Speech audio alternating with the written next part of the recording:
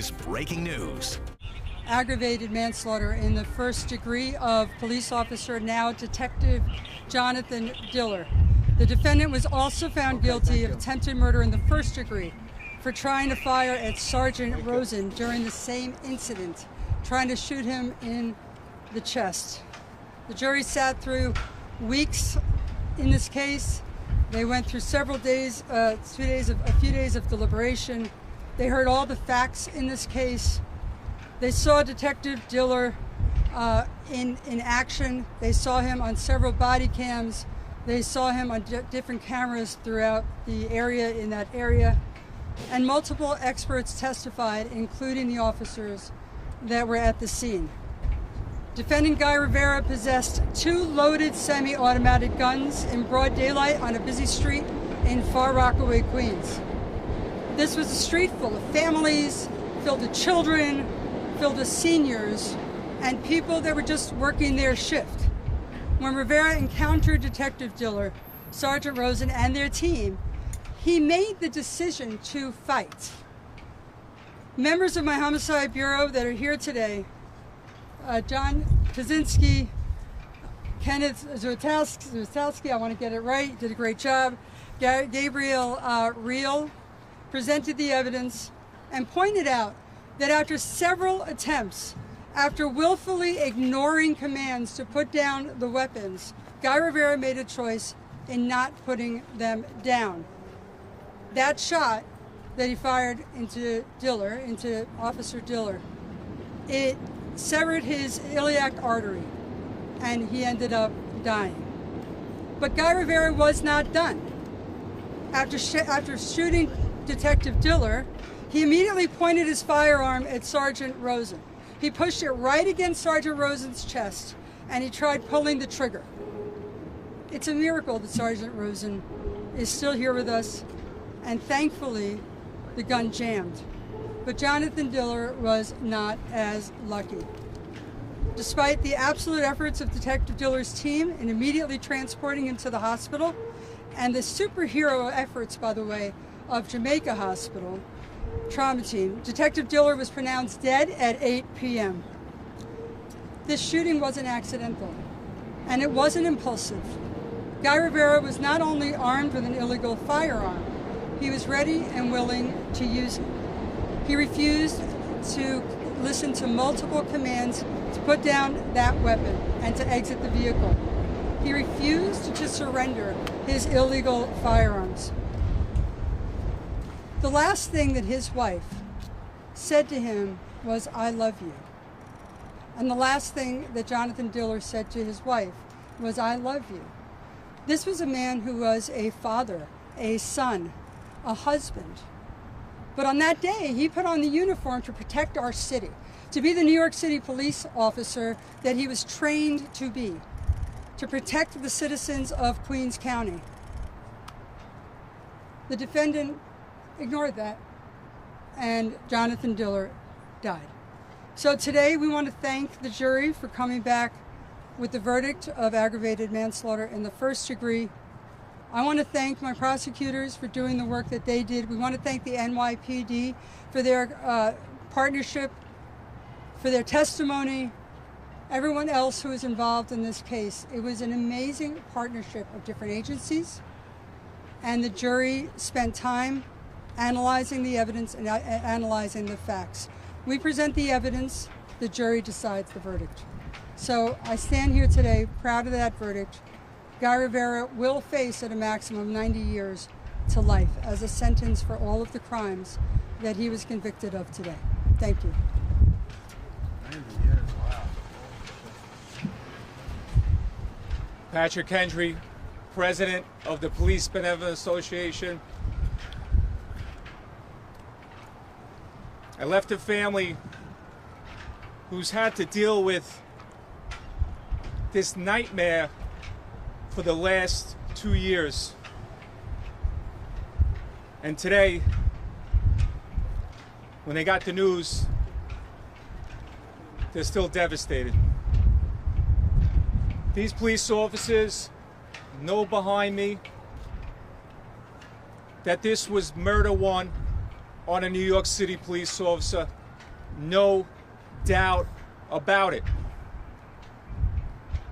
But we want to thank the Queens District Attorney and her entire team for their hard work, their tireless effort over the last 2 years in articulating this case. As police officers, we can't thank them enough. This decision at least gives Jonathan and his family some justice, but it doesn't give them full closure. The pain will never go away. And this Sunday on Easter, when many families will be celebrating together, Jonathan will not be at that table with his family. His wife, Stephanie, will never see her husband again. And Jonathan's son, Ryan, will take all the milestones in his life without his father by his side to guide him. Why? All because of a repeat offender who should have never been on the streets of Rockaway, Queens. This cold-blooded killer who has no regard for human life. On March 25th, 2024, every decision he made, he put New Yorkers and police officers in jeopardy by carrying a loaded firearm onto the streets. And when our police officers approached him, he could have surrendered. He could have surrendered for that illegal firearm. But no, he saw a police officer. He didn't care who was behind the uniform. He squeezed that trigger, killing a young, hardworking, a family man, and took his life. And to add insult to it all, while Jonathan Diller was fighting for his life on the ground, for some reason, he thought it was funny. And he was laughing, smiling. Well, we say this. The only smiling he's going to be doing is in a jail cell by himself.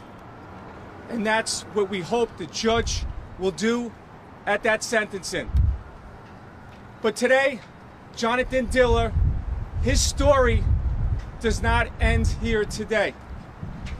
Jonathan Diller was the heart and soul of what it means to be a cop, a protector to the end.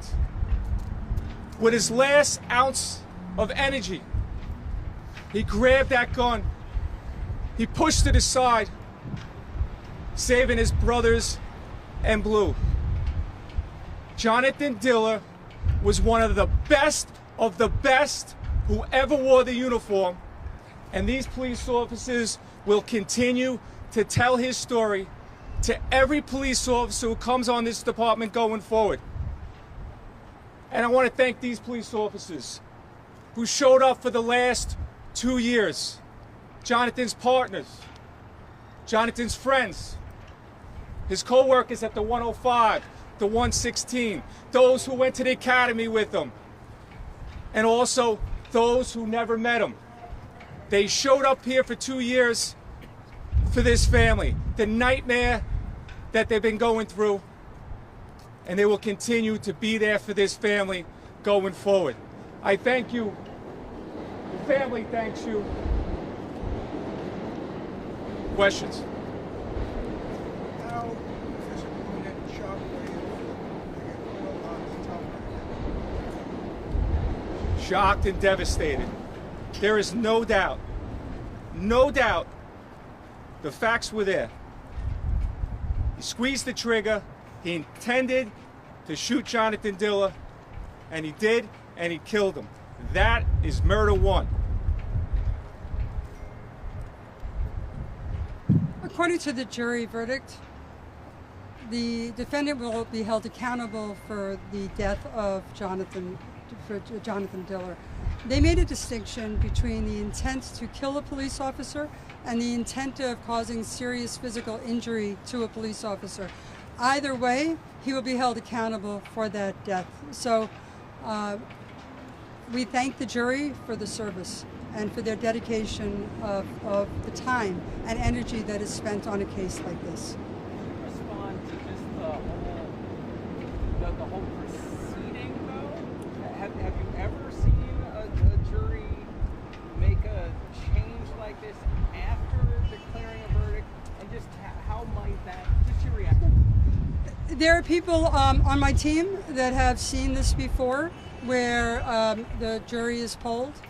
But at the end of the day, the system worked. The jury was polled.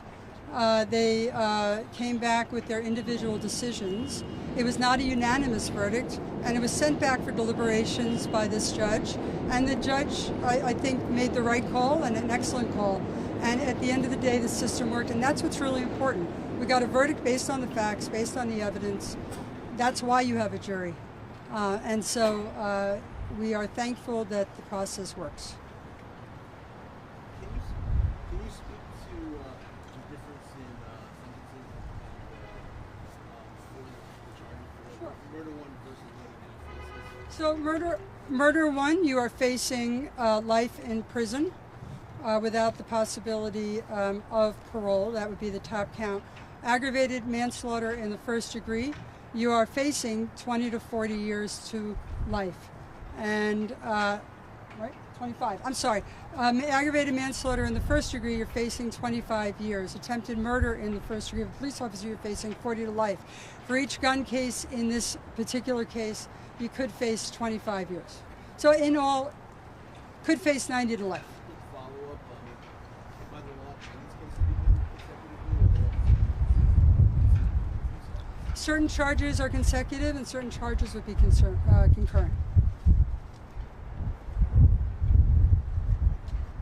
One more. What is your understanding of what did happen with the juror who initially did not agree? We don't know. We don't know. We know that the system worked. They were polled. The judge sent them back out to further deliberate, and they came back with a unanimous verdict to hold Guy Rivera accountable for the death of Jonathan Diller and also the attempted murder of Sergeant Rosen. Thank you.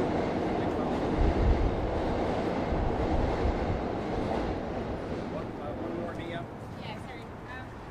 I understand you said the family was devastated that murder one, he was not convicted of murder one, but do they have any solace that he could still spend his entire remaining life behind bars? They do. They understand.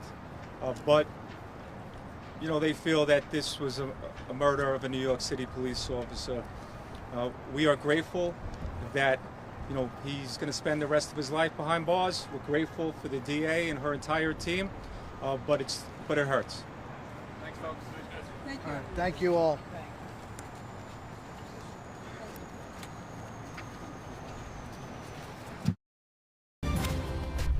This has been breaking news.